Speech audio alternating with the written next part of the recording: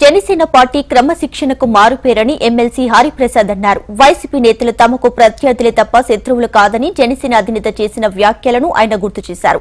ప్రతిసారి పవన్ కళ్యాణ్ జన సైనికులకు, నాయకులకు, ఎమ్మెల్యేలకు చెప్పినట్లే ఈసారి కూడా క్రమశిక్షణపై మాట్లాడారని హరిప్రసాద్ తెలియజేశారు. కష్టపడిన వారికి ఎప్పుడూ సముచిత కల్పించడంలో జనసేన పార్టీ ముందుంటుందంటున్న ఎమ్మెల్సీ హరిప్రసాద్ తో మా ప్రతినిధి కాంతి ఫేస్ టు ఫేస్.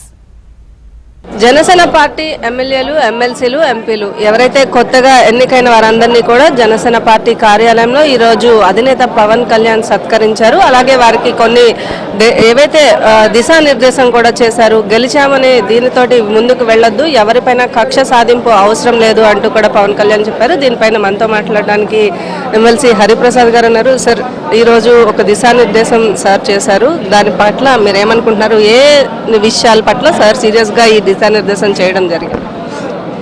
ఆయన ఎప్పుడు పార్టీ శ్రేణులకు కానీ లేదా ఈ మధ్యకాలంలో ఎన్నికైన ప్రజాప్రతినిధులు కానీ ప్రజలకు ఏ విధంగా సేవ చేయాలి, ఏ విధంగా అందుబాటులో ఉండాలి, మన ప్రవర్తన ఎలా ఉండాలి, మన నడవడిక ఎలా ఉండాలి, ఈ ప్రజాస్వామ్య విలువలు కాపాడటానికి ఏమేం చేయాలనేది ఎప్పుడూ చెప్తూనే ఉంటారు.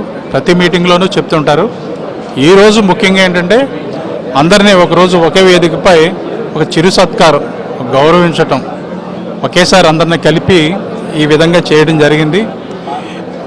దిశానిర్దేశం అంటే పార్టీలో అంతర్గతంగా జరిగే నిర్ణయాలను ఆయన ఎప్పటికప్పుడు తెలియజేస్తూ ఉంటారు. ఇందాక ఆయన చెప్పింది మీరు ఇప్పుడు ప్రస్తావించారు, కక్ష సాధింపు ధోరణి అటువంటి ఉండదని. ఆయన ప్రమాణ స్వీకారం చేస్తున్నప్పటి నుంచే చెప్తున్నారు, ఏదైనా సరే చట్టపరంగా వెళ్తామే తప్ప వ్యక్తులను దృష్టిలో పెట్టుకొని వాళ్ళు వైఎస్ఆర్సీపీయా లేదా ఇతర పార్టీయా, ఇది గతంలో ఏం చేశారు, మనకి ఎలా మన పట్ల ఎలా వాళ్ళు బిహేవ్ చేశారు అనేది విషయాలు కాకుండా ప్రజాస్వామ్యయుతంగా చట్టపరంగా ఏదైనా జరగాలన్నది ఆయన ఆకాంక్ష. అదే విషయాన్ని ఈరోజు చెప్పారు. అదేవిధంగా ప్రతి ప్రజాప్రతినిధి కేంద్ర కార్యాలయంలో ఒకరోజు ప్రజలకు అందుబాటులో ఉండవలసిందని. ఎందుకంటే జనవాణి అనేది జనసేన ద్వారా ఎంత ప్రాచుర్యం పొందిందో మీ అందరికీ తెలిసిందే. ప్రతి ఒక్కరూ రోజు ఇక్కడ చూస్తుంటే మీరు కేంద్ర కార్యాలయం దగ్గర బారులు తీరి ప్రజలు ఉంటారు. వాళ్ళ సమస్యలు చెప్పుకోవడానికి ఒక వ్యక్తి కావాలి, ఒక మార్గం ఉండాలి అనే ఒక ఆలోచనతో వాళ్ళు వస్తున్నారు. దాన్ని ఇక్కడ నాయకులు ముందుకు తీసుకెళ్తున్నప్పటికీ ఒక ప్రజాప్రతినిధి ఉంటే వాళ్ళకు ఉండే భరోసా, ధైర్యం వేరు. అందుకనే ప్రతి ఒక్కరూ నెలలో ఒకరోజైనా సరే పార్టీ కేంద్ర కార్యాలయంలో అందుబాటులో ఉండమని చెప్పారు. దాంతోపాటు అనేక విషయాలు ఆయన ప్రస్తావించారు. అవన్నీ మీరు ఇందాక చూశారు. అంటే ఇప్పటి వరకు ఎన్నిసార్లు చెప్పినప్పటికీ కొంతమంది మారలేదు కాబట్టి ఈసారి చాలా సీరియస్గా పవన్ కళ్యాణ్ చెప్పినట్లుగా తెలుస్తుంది. ఏంటంటే మిమ్మల్ని వదులుకోవడానికైనా నేను సిద్ధపడతాను, కానీ క్రమశిక్షణ చర్యలు అనేవి ఖచ్చితంగా ఉంటాయి అని. సో ఎందుకని ఇంత స్ట్రాంగ్ డెసిషన్ తీసుకోవాల్సి వచ్చింది? అది ఎవరో ఏదో క్రమశిక్షణ రాహిత్యంగా ప్రవర్తిస్తున్నారు అనేది కాదు, ఇంకొకసారి గుర్తు చేయటం.